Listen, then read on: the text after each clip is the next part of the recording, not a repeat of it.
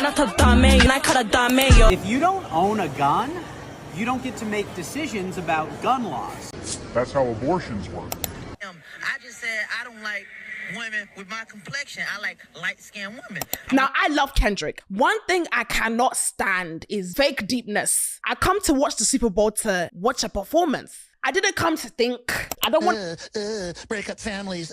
Guns are bad. Men are bad. I don't give two shits that families are being separated if somebody's getting deported. I actually find it hilarious. It gives me a great deal of comfort. Are always telling men that we don't want girlfriends. We want moms. When we ask you to do basic women-like things for us.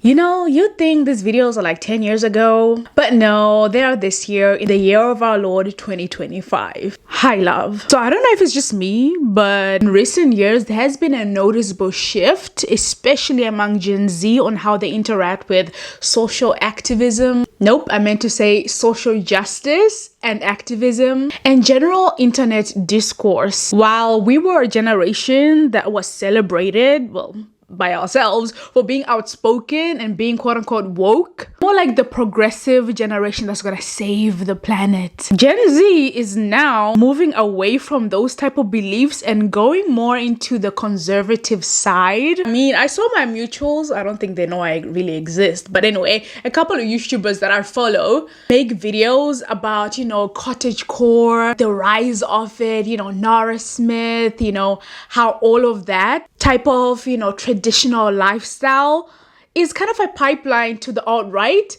And I was like, y'all always do this with your think pieces, okay? It's reaching, but turns out they were right, okay? I mean, I'm not just talking surface level. I mean, there are people who are educated, people who have sense that are now making content or making rhetorics or internet think pieces in support of the more not so POC friendly, LGBTQ friendly, basically all the isms, right? And you would sit there and think, oh my gosh, they're gonna eat them up in the comments. But no, it's usually in support of it. Like 90% of the comments are in support of it. There's so many times where I've thought I'm on the wrong For You page because I'm just so outraged. I mean, people are doing blackface and nobody's saying anything about it. And if you're the one person that says something, everyone be like, you take things too deep, it's just makeup. Like clearly that person, okay, we're not talking about blackface. Okay, let's stick to the video, Tanya.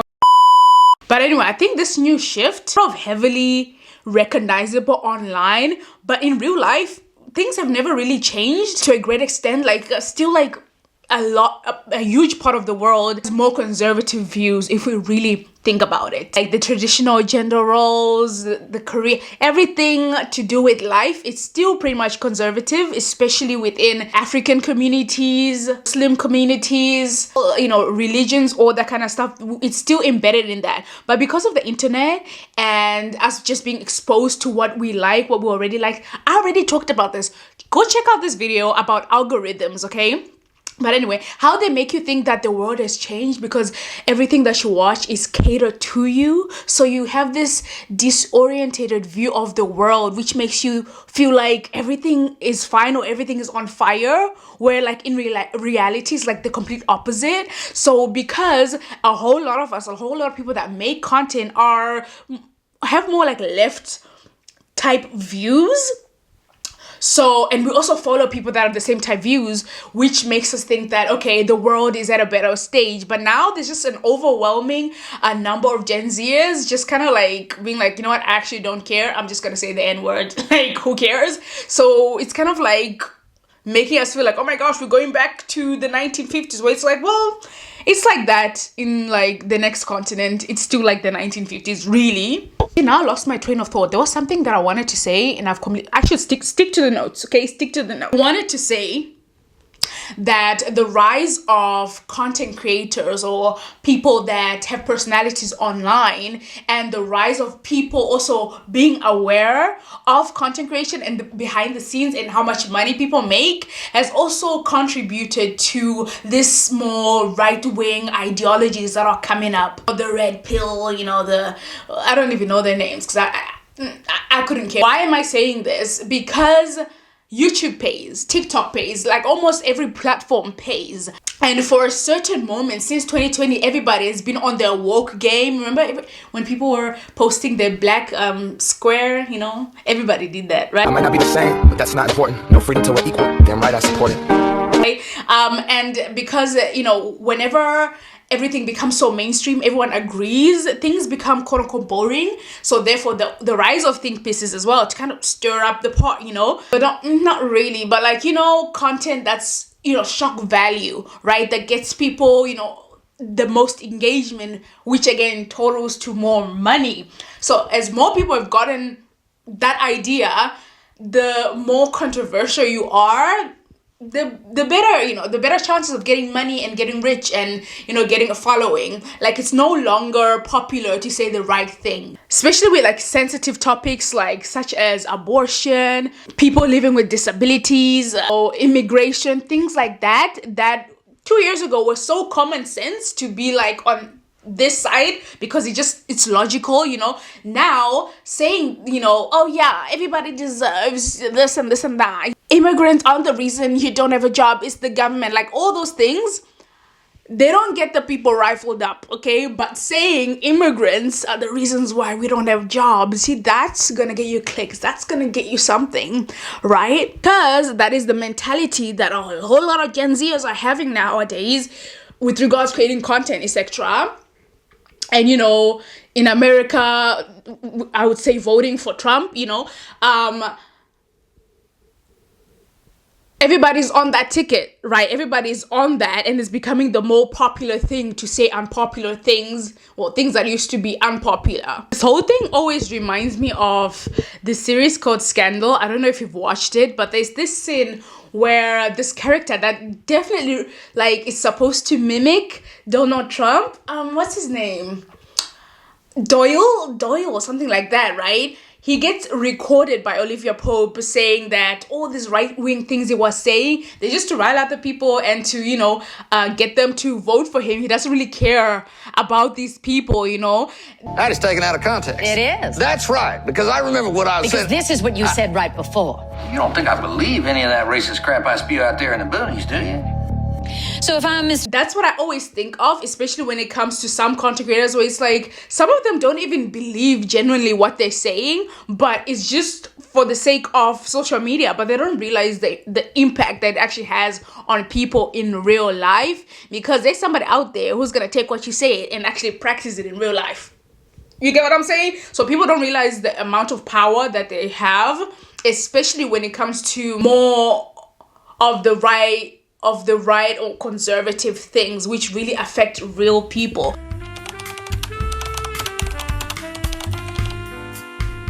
Another aspect that we can look at, that is the reason why Gen Zers are more conservative nowadays, is because of the rise of think pieces. Like the one I'm doing now, I guess, yeah. I always thought that think pieces were a powerful tool for cultural criticism. It helped you to think, you know, like think. I don't know why I did that, but it reminded me of like being back in school when we would read a novel and our teacher would be like, but what does the color red represent, you know? And we'd all be like, oh, it means nothing. Like, we didn't want to think further, but that skill is so flippin' important for our daily lives. All that critical analysis, things that we used to do on poetry, very, very important, because it is evident that we did not study them during class. Okay, some of y'all were sleeping while we were learning literature. Okay, why is it important? It's important for you not to be manipulated by the media, for you to be able to dissect information, to understand. I don't know, there's a word for it. Just ask ChatGPT. It's called media literacy. Yeah. That's the thing. You see, all that from primary school, if we had learned that, we wouldn't have so many problems that we have now, right? To critically understand, you know, the ability to navigate and understand digital platforms and online content. You know what I'm saying? But anyway, I digress. So again, think pieces, that's what we're talking about. When they really became evident, especially like after yeah, I think after COVID, like during this past few years, like there was a rise of more talking content, especially on TikTok, rather than, you know, just dances and stuff like that. People were like, oh, I miss the old days. Yeah, I guess me too in a way, but also there's a huge impact that all these think pieces people give us, you know, which is a different way to think or digest information and to, you know, really open our eyes in some of the things. But of course, like everything that comes on social media, there's always a bad side to it. So sooner rather than later, think pieces became more synonymous with textualizing trivial things or topics, right? Did that make sense? I feel like that didn't make sense. In as much as a lot of think piece or yappers that I follow on TikTok, like they always make sense. I like them. I like their content. They always, especially when they're like just analyzing like movies and things like that, or just cultural things that are happening in the world. Love it. But then there's also the ones where it's like, you know, it was never that serious. But then not only that, there's also just a rise of just over criticizing, where it's kind of like, a think piece doesn't always have to be like critical. You don't always have to find something negative. You can also, you know, analyze something, talk about it, discuss it, dissect it, and not say anything negative about it. You know, it doesn't always have to be negative. I think that exhaustion happened. Like a lot of us were exhausted for every time when you scroll on your TikTok, there's someone's complaining about something. It's either your favorite show, they're butching on it, like, oh, you know, this happened. Although some things are valid, especially the Friends episode where Monica has braids. Yeah, if I talk about that, somebody might actually send me a death threat, so I'm not going to. So I'll be honest, a lot of people got kind of fatigued, Gen Zers, right? Because we're the ones that are scrolling 24/7 on TikTok or YouTube Shorts. Who watches YouTube Shorts? But yeah, people got really fatigued of just being taught something, you know? So instead of, I don't know, not following those people, people just kind of blocked out the whole thing. Kind of like all think pieces are just like, here we go again. We need to stop taking these words that apply to like really specific, complicated, complex conversations or like are rooted in theory and just applying them to any old thing on the internet. Because why did somebody say they only watch movies for fun? Like they don't analyze them or put that much thought into it. And somebody said that anti-intellectualism was a plague that is like haunting our people. Like we are the dumbest generation. Anti-intellectualism is a thing and it played a huge role in the overarching community response to COVID. But it doesn't apply here. People are so desperate to seem smarter than everybody or better than everybody that they just toss any old word that they hear on the internet into any conversation. And it needs to stop. Like we need to just go back to gatekeeping language because y'all don't know what you're saying. It was never that serious. Someone would literally be talking about, you know, colorism, and someone be like, it's not that serious. I'm like, yes, it is. What are you talking about? Yes, it is.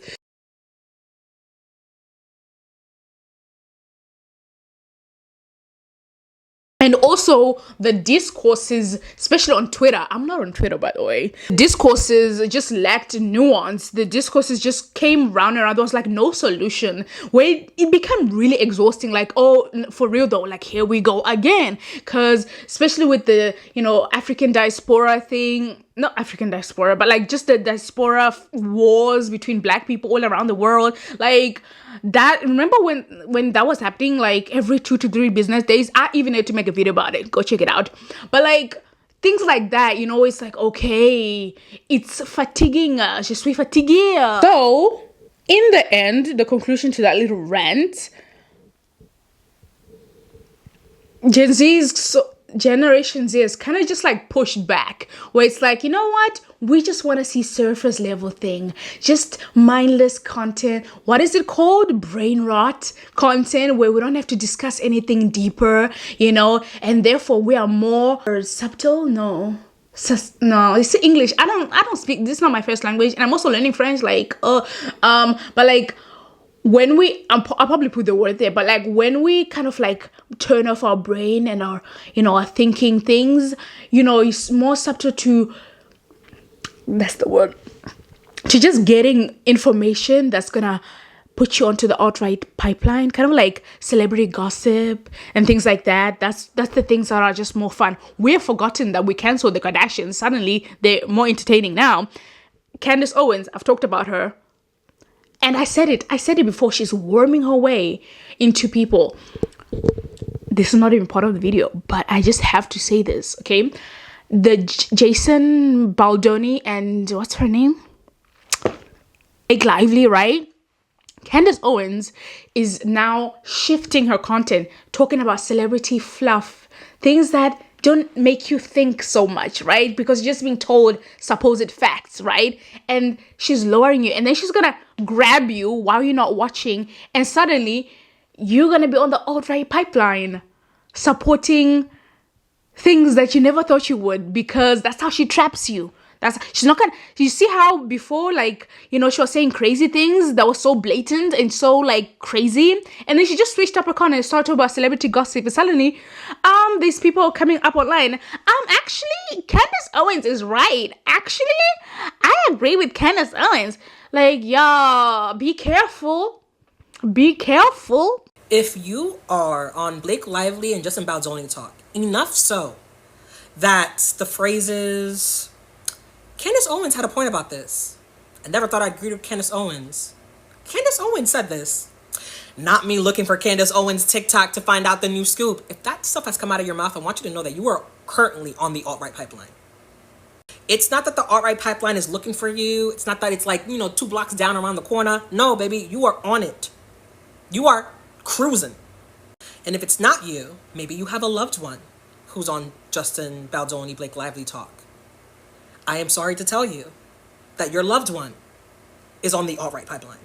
And given the times that we are in, where there's conversations about building concentration camps in Guantanamo Bay, what a sentence. I want you to know that that pipeline is going to move much faster than you've been used to it moving. So if you are someone who was like, I'm not misogynistic, I'm not racist, I'm not all of these things, you will be. You will be. Because that is the pipeline that you are on right now. Please get off of it. Please get off of it. Please get your friends off of it. If you are a creator, you are influencing people to go down an alt-right pipeline. When you reference Candace Owens in your content, you are a danger. And yes, I do think that you should be deplatformed if you, number one, especially the people who acknowledge it and still continue to reference her. Well, I know she's Candace Owens, but a danger to society. Okay, but basically, yes. So since now, like, wokeness is kind of dead, I just wanted to speak about why does this sound like a new video? The Ouroboros effect. I got that from Loki. Yeah, I am a Marvel nerd. This is my, do you see that? That's Iron Man. It's a little hand thing. Yeah. So the Ouroboros effect, like, the little round snake that's eating itself. That's how I feel like it's happening right now, right? You know how we used to say, oh, the 2000s were crazy when reading those tabloids. How could they say this? Nah. I think that's gonna come. Like, people are saying the most outrageous thing, doing blackface, doing this and that, the crazy racist things. Like, in a few years, we're gonna be like, oh my God, what? Like, round and round. It's gonna, okay. And we also with the things that we supposedly care about or stand for are also going in reverse. Lizzo is a good example for this, because when she first came on, people put that on her, like, body positivity, yes queen, all that kind of stuff. And then she lost weight, and then it's like, why did you lose weight? You're a traitor, So if she gains weight, isn't thin in now? And also, body positivity, is it only for certain types of people, or is it for everybody? You know what I'm saying? Because how are you gonna shame her for losing weight? That's also body shaming her, which is against body positivity. You see how it just goes round and round. Like, what are we doing? It makes no sense at all. Anyway, yeah, we're here right now in the place where saying the most logical thing is boring and doesn't get you really anywhere in life, really. You have to, you know, do the unpopular opinion video to get your views up on YouTube. I should probably do that. Yeah, my views have been kind of down lately. But yeah, and I think this is really affecting Gen Z because we just grew up, you know, in our teen years, like on the internet. And because the world is so effed up, and realizing that as we're going to the workforce, social media has really been a place to escape. So as movies were a place to escape for the older generation, millennials, sorry, social media was a way for us to just, you know, relax and just like be there and have a brain rot. But because of, you know, again, the think pieces, it became a place of exhaustion where people just want to avoid all that. And also we just sort of learned that all our favorite things are just now being critiqued. Like, you know what I'm saying? Like, who wants to watch Sam and Cat? Like, it's ugh, you know, sometimes I want to watch some Disney things, you know, for nostalgia, but it's like I can't because it's like everything that we've known is just kind of been, and a lot of people just see that as an attack on you know, culture and things like that, so they just completely blur it out and shut it out, even though some of it is very relevant and very important for us to know. And I guess it's the time then we should create new things, right? So what this means is that, you know, being woke is no longer edgy, but like, you know, saying things as they are, that's like the new cool thing. And just, yeah, I don't know. Yeah, but I think there's just some possibilities in the future or in the next few months. You know, with internet culture, everything can just change the next day. I think within the next few years, we're going to see a lot of apologies again, you know, for the things that they're saying now. Maybe we're going to see people not be able to get jobs for the things that they're doing now. Oh God, I should really audit my account. But anyway, because whenever there's been like some sort of serious talk about where we are going as a society, it just never really sticks. Like, it's everything's pretty much like a trend. As much as I hate to say it, yeah, like the cancel culture thing that we were on, you know, let's block celebrities. Yeah, you know. But anyway, tell me what you guys think of this video. Like, do you feel like Gen Z is becoming more conservative? Do you feel like this is just like one of those phases that are just gonna phase out and fizzle out? Or do you think that this is actually gonna have a huge impact in the world?